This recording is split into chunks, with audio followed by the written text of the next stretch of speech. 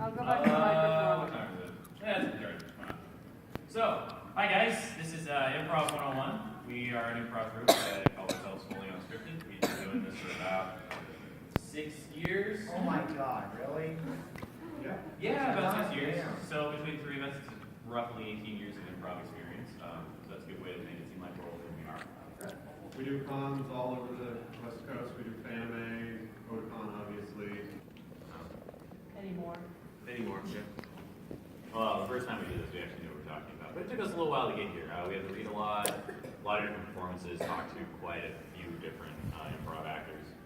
So before we get started, how many of you people are actually interested in hearing us talk about improv and learning some finer details about it? How many of you guys are interested in performing, doing some stuff? Okay. That will come later. We're still going to be spending a good portion doing that. So what is improv? When I say improv, what do you guys think of? Spontaneity. Spontaneity, whose line is it anyway? What about like MacGyver? No? Rat? That's all improv, mostly. Huh. But what we're going to be talking about is narrative improv, or performance improv, stage acting type of improv. Describe the two. So we have gag improv and we have narrative improv. Gag is a comedic competition. So from Whose Line Is It Anyway? It's the scenes from a hat, the world's worst, if you know what I mean. It's the two actors that get up there, they do some witty banter, maybe throw some jokes out, and that's it. It's all about the jokes. But we're going to be focusing more on narrative improv. This is the cooperation between the actors and the characters they create. So in Whose Line Is It Anyway? It's anytime they say, okay, you're going to be acting out a scene. Ryan, you are the milkman, and Colin, you are the bicyclist. That's what milkmen look like. Oh, yeah. So, there's a couple of really great quotes. This guy is one of the pioneers of improv. He's up in Canada, if I remember correctly. And an improviser is like a man walking backwards. He doesn't know where he's going, but he always can see where he has been. And that's really the cornerstone of how improv needs to go, is nobody knows where it's going. If anyone knew where it was going, you're going to be breaking a few of the rules you're going to be giving. But everyone has to know where you were, because if you've established some world where dragons exist and then suddenly one character walks in and is surprised, it breaks the reality that you're currently building. So you have to accept all the things that happened before. And we're going to get talking a little bit about acting. So this is a relatively famous piece. And it says, "This is not a pipe." What is it? It's a representation of a pipe. It's acting. So improv isn't the actual thing. You're only doing a representation of whatever is happening on stage. We take that to a pretty far extreme, and we say no props. We never want to use any props whatsoever. So even if we have a jacket and our character's going to put on a jacket, we mind putting on a jacket because we are creating a full representation. We're not doing the actual acts. And also remember, it's a failure-based art form. If anyone here is a snowboarder, it's kind of the same thing. If you fall down, you want to keep rolling and then get back up again. It happens all the time in the games. You're going to break the rules, you're going to mess up, you're going to flub your line, you're going to say something weird, but you want to fail forward. And you only learn from your mistakes, as long as you learn from them. If you keep making your mistakes over and over again, then that's kind of your own fault, but as long as you can introspectively look at what you're doing, then it's going to be a lot better for you. Stage presence. So because we are going to be doing the workshop portion where you guys all kind of perform, we like to talk about stage presence. This isn't strictly for improv, this is for pretty much any form of acting. But you want to remember a few things. You want to face the audience.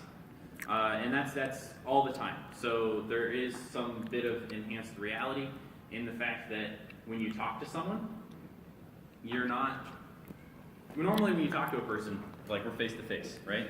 And if someone was looking off to the side, it's weird, especially if it's going to be beanpole. Yeah. But when we talk on stage, instead of doing this, we kind of do this. And so we angle ourselves out towards you guys, but we still look at each other. because we got to get all the visual clues. The rule of thumb that Sam really likes to use, which is basically what I'm going to show you right now, is one of our feet is always towards the audience, and the other foot is towards what we're focusing on. Now that can get hard if someone turns over there, but you know, it's a rule of thumb. Also, why you don't stand, behind someone is I can talk to him just fine, but he can't really talk to me. And also, he's blocking me, so he thinks he's more important. You want to be confident and enthusiastic. I know I'm not exemplifying that perfectly right now, but it's early in the morning and I haven't had coffee. We've experimented with trying the deadpan character, and it never really plays. You want to be out there. Now we will talk about status just a little bit. It's not bad to have a kind of meek character, but you still need to bring something to the scene. You want to control the room, so like right now, none of you guys are shouting stuff at me, so I don't have to shout back at you, and it's great. Being confident and in control of what's going on is going to help out with your performance quite a bit. Because one of the best examples we have of this is at the anime, where I told the entire room to stand up before we even started, and they all did. And they sat back down, and that's when we knew that we were going to have a great presentation. Because if they're willing to stand up with no prompt whatsoever, then things are going to go great. Taking a breath. A lot of people have who's really scared to talk in front of people? Anyone? Nah, okay, we got a couple. It's like the number 3 it's number 3 fear in America, public speaking. More people are scared of public speaking than dying, apparently. So what happens is people get up and they get really nervous and they start going fast, or they talk really, really fast. It's the reason why you rehearse a presentation and it says, oh, that took 5 minutes, and then you do it in front of your class and it takes 3. So one thing you want to do when you get up there is just take a breath, slow down, breathe. You don't want silence, we talked about that, but just take a moment, collect your thoughts, and then go. Time is relative up on stage, so it seems like it's going a lot faster, so that one breath that you take might feel like it's taking forever, but it really is not noticeable to most people.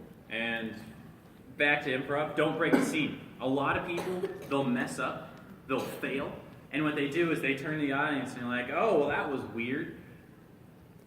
Breaking the fourth wall is funny once, maybe twice, and then you've destroyed all the suspension of disbelief that your audience has for you. It really ends up not being that funny in the long run, and it is equivalent, it's gagging is what we call it, because there's those 2 different forms. And even when you're doing short form like Whose Line, they almost never break scene. And when they do, the second they break scene, that's usually when they end the scene. They don't keep going. So there's a couple of guidelines for improv, and those are 3 we're going to go more in depth on. So this first one is say the first thing that comes to your head. You don't want to be planning. You don't want to be trying to get the scene to go somewhere. You want to just say the first thing that comes out. So a lot of reason the people that don't do this is they're afraid of exposing themselves to the audience. You got to realize that when you're up on stage, people aren't really judging you as a person, they're judging you as your acting character. So if you do say something stupid like, yay, go Trump, some people might go, oh, I don't like that guy. Some people might go, he's the best guy in the world, but that's not truly who I am. They don't know who I am and what my political views are, but my character might be a hardcore Republican. And you want to be there to be obvious. So if I asked you guys for a location, you guys might say Cincinnati grocery store. If I asked a toddler for a location, he might say under the table. So to us, that is really clever. We would never think under the table as a location for a scene to take place. But to a toddler, that is his world. That's what he sees. That is obvious to him. So what is obvious to one person might be clever to others. So just keep that in mind when you say the first thing that comes to your head. Prolonged silence can be deadly. Like we said, taking a breath is fine. But if you're trying to think of what to say and you take that long silence, it can get really awkward.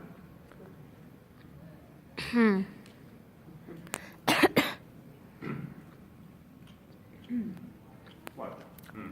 Oh, okay. Planning leads to failure. So if you start planning You're not paying attention to everything else that's going on in the scene.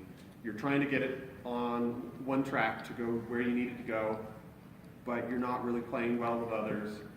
And that's a really key part of improv, is playing off of your partner. Which goes, we're going to do the workshop later, so we're going to do the... Yeah, let's fly through this. Why not? All right, so the second guideline is yes and. So the first part, yes, very important. So as a demonstration, I want you guys to say yes to every question I ask. Do you want to tell a story with me? Yes. Does the story involve a knight? Yes. Does it involve a dragon? Yes. Is the dragon guarding the princess? Yes. Is the brave knight going to try to rescue the princess? Yes. Yes. Is the brave knight going to be eaten by the dragon? Yes. Is the princess going to live happily ever after? Yes. See? We made a story together just using yes. Now let's do the same thing, but I want you to say no to every question I ask. Do you want to tell a story with me? No. Fine. Bunch of jerks.